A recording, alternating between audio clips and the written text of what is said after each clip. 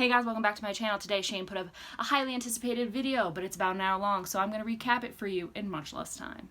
The title was The Return of Eugenia Cooney, and the first about 20 minutes of this video was fluff, so I'm going to do a quick summarization basically about who she is and what Shane was talking about in regards to her. Started YouTube in 2013, and in 2019 is when her health crisis hit a peak, and she decided to take a break from YouTube. Basically, there's just a bunch of clips of Eugenia Cooney from various YouTube videos and news places talking about her. There was a petition that went around that she should be temporarily banned from YouTube until she gained more weight. Finally, after about 8 minutes of just clips from her channel, Shane starts talking about her situation. When she posted that video in January of her being very thin, Shane reached out to her because he was concerned. She ended up admitting to Shane that she did want to get help, and Shane thought this was a big deal because she had been saying for so long that she didn't need help. She contacts Shane and says that she wants to get help and wants to tell her story because she thinks it'll help other people, and that she trusts Shane to do this. Then Katie from the Mind of Jake Paul series shows up. She was the expert that talked about sociopaths and other mental health issues. She talks a little bit about eating disorders and how they are pretty complex things. It can't be solved by just saying, oh, eat more food, eat a burger. Shane is very concerned about being triggering. He doesn't want to accidentally say something wrong that will upset Eugenia. So Katie suggests don't say that she looks healthy or good because that implies that she used to not look good or looked unhealthy before. Then Shane starts freaking out because apparently he saw a picture of her being recovered or on the way to recovery that was surfacing on social media, and he ended up texting her after he saw it saying, oh my gosh, I'm so happy for you, I'm so glad you're getting healthy, and that was the thing she said not to say. But she does say that that's okay because it came from a good place. Then Shane wonders if her voice getting higher in her videos from when she started to the modern day means anything. And Katie just says that that's probably her trying to put on a persona or an internet kind of facade because she's feeling sick. So if you're feeling sick, you kind of want to punch up the energy more. Then Katie seems to think that Shane's the perfect person to deal with all of this because he himself had an unhealthy relationship with food. He's also touched on the fact of body dysmorphia being something he dealt with. Then Rylan comes in and Shane shades him for Rylan used to be on a talk show where he would talk about celebrities, and one of the people he talked about was Eugenia and how she was too skinny and was that a good message for kids and all that, and Rylan's like, that was a long time ago, don't bring me into this.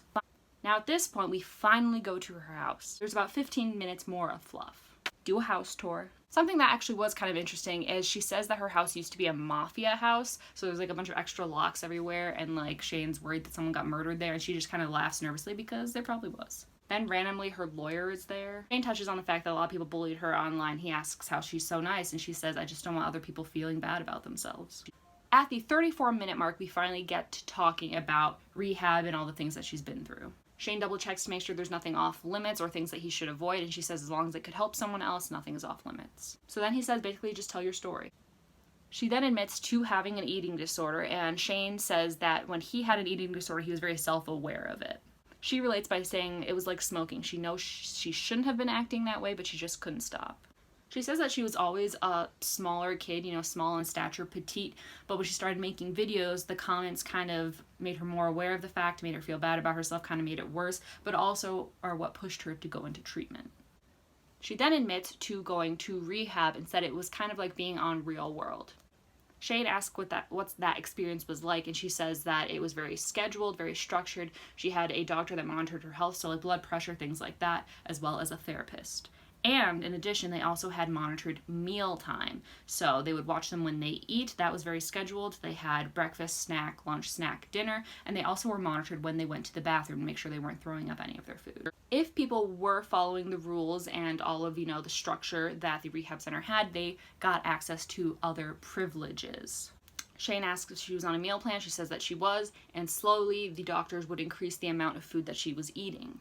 She said that that was hard at first, eating more food. She wasn't used to that. She also says that she didn't know she was that skinny until they weighed her, so she just kind of wasn't aware of how thin she had gotten. She said she was very much willing to do what she had to do, but it was a very difficult journey. And she's also working on currently being better at eating, at the right times and eating a proper amount of food. Then, obviously Shane has to ask, okay, like what was the quality of the food at this place? He makes a few jokes.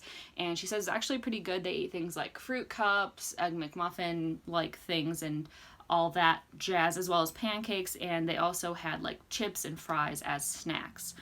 Shane then talks about how, you know, what kind of comments she had gotten, and she said that she heard a lot of people saying her hair must have been fake if she had anorexia because hair falls out. She said that is a common result of anorexia, but she never dealt with, you know, hair falling out or tooth loss or anything like that. Then they talk about the health risks of having an eating disorder, and she mentions that you have to be very careful. You know, if you haven't eaten a lot for a long period of time, you can't just like eat a burger and fries because it could be very dangerous for your body and kind of a shock to your system. We then do a flashback to Katie talking about how a lot of times when people come in for eating disorders to get treated, they usually are fed with like a feeding tube and then small amounts of food. In addition, eating disorders can be dangerous because they make you more susceptible to things like heart disease, because as you get skinnier, your body's eating away your fat and your muscle mass, and your heart is a muscle. She then talks about how she is still uncomfortable talking about what she eats, and that's still a journey for her. And she continues her interview and kind of ends it out by saying that if someone's dealing with a mental health issue or struggling with anything, that they shouldn't feel like that's who they are. That's just a part of them, and that doesn't define who they are as a person.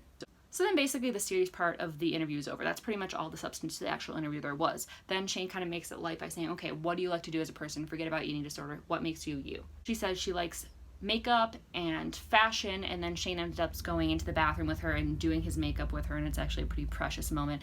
And he asks her, you know, if she heard about all the beauty guru drama and all of that, and says that it'd be a good video idea if she like did a what I missed while I was in rehab video.